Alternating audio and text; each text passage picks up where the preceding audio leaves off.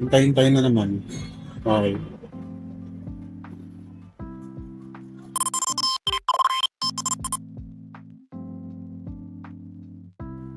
Okay, sa akong wala. Kwento ko muna sa inyo. Wala ko mag-abroad guys.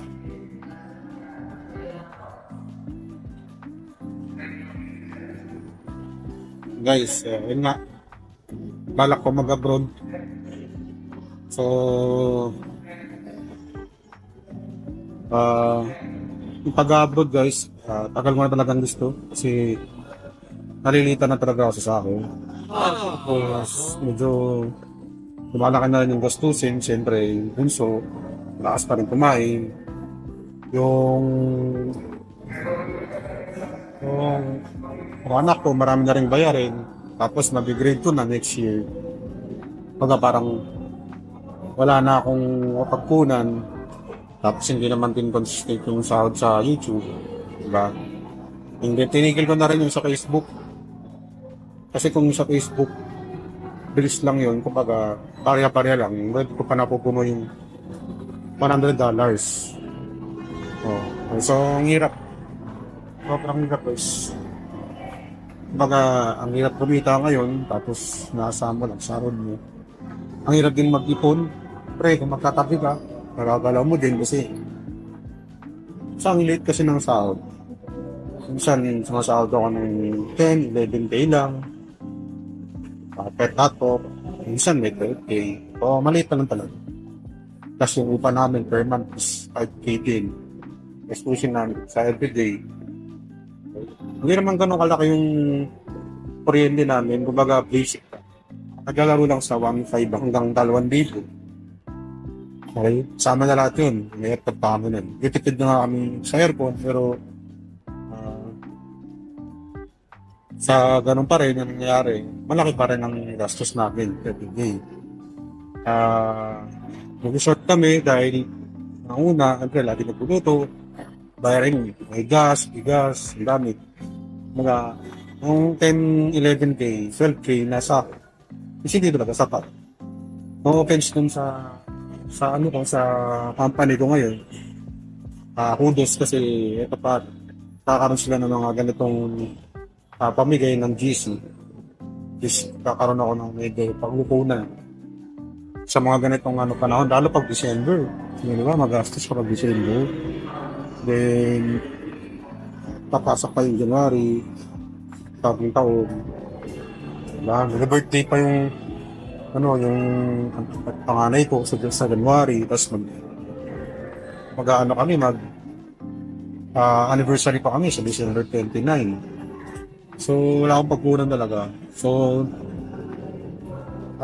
kung nakita kong solution, is dapat makapag-abroad ako. Ang problema naman, sa pag-abroad, hindi naman pasok yung experience ko doon sa hinahanap ng mga company ngayon. Example, Australia, New Zealand, Canada, o kahit man ng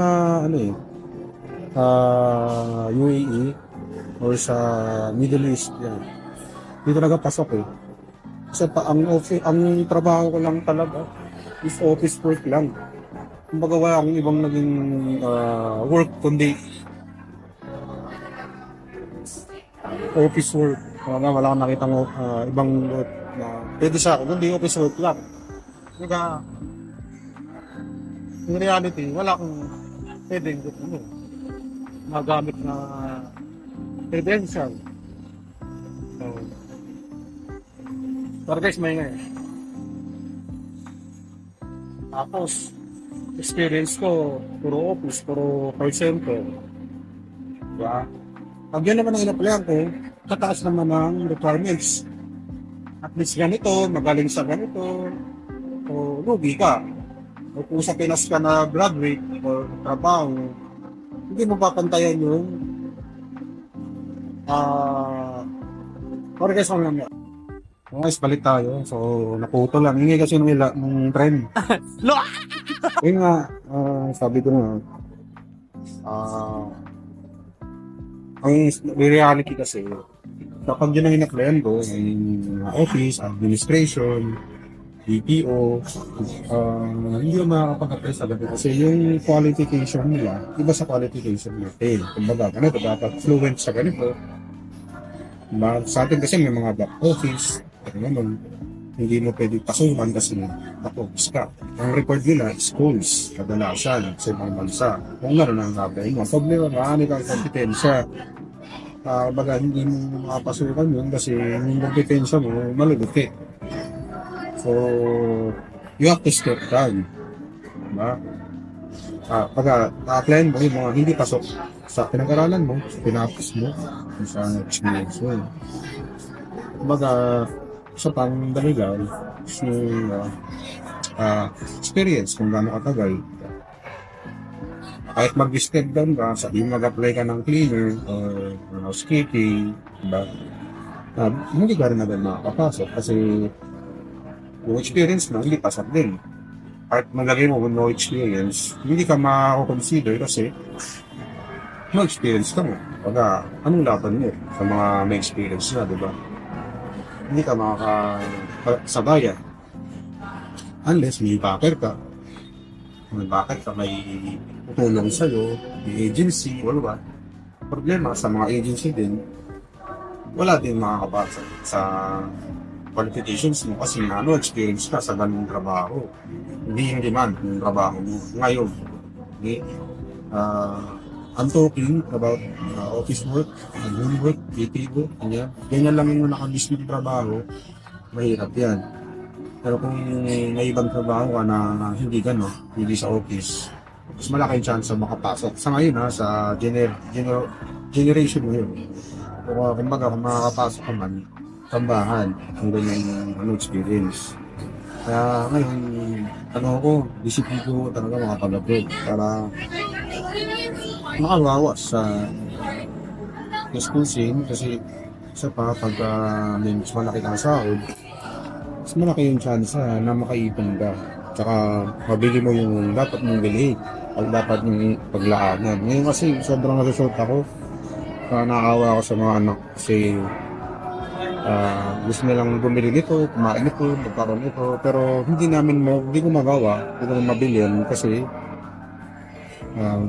limited lang yung ano. So, sahod ko, gano'n talaga sa bahay. Wala rin pang extra. Okay? Pag isang dito na yung train, nangyami ulit. 5 minutes later. Guys, nakababa na ako ng LRT Recto. So, hindi ko sure kung makakababa ako ng maayos kasi umuulan guys. Ano, taas ng ulan sa labas. Ano, kung nakikita nyo, umuulan. So, hindi ko sure kung makakalakad ako kasi sa bagay, meron naman sa kahit sa baba, pagbaba ng LRT. Meron namang jeep na patisoryo.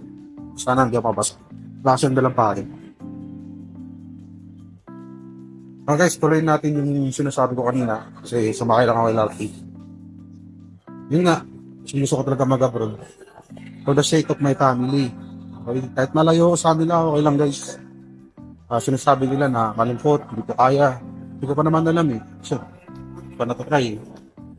So, sa madaling salita, kailangan ko muna masubukan bago ko masabi. Pero I think kaya ko naman kasi nangyari sa akin yung dati. Umuwi yung mag-iin ako sa Leyte, buwan din yun. So, ilang weeks, hindi ko sure. Pero parang, hindi naman hindi ako nalulungkot, pero kaya ko naman. Kala kong yung purpose ko is para sa kanila din. Kaya yun.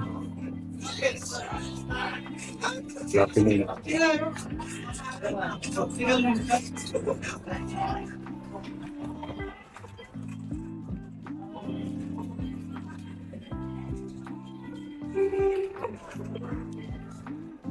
Guys, naka-exit na ako. So, I think, dito ko bababa sa kabila. Sa may South Exit. Ang lakas ng ulan guys.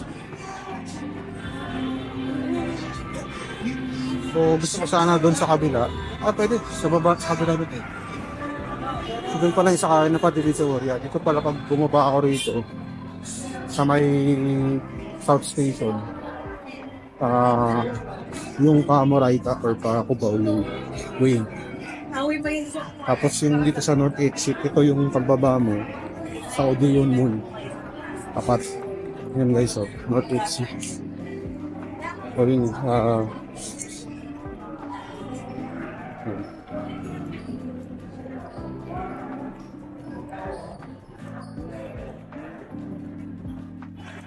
nung sa Cubao pala ako guys,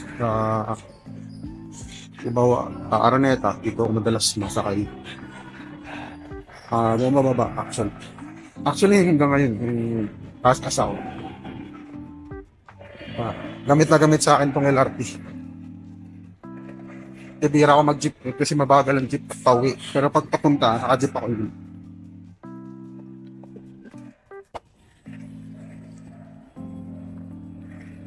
Guys, tuloy natin yung usapan natin doon sa pagka-abroad. Sana guys, kung may alam kayo, pwedeng tumanggap sa no experience kahit anong trabaho bukod sa office. Willing po akong mag-apply. Sa digital, sa legal. Okay, ayoko po ng illegal Ayun lang guys, maraming salamat sa pagsama.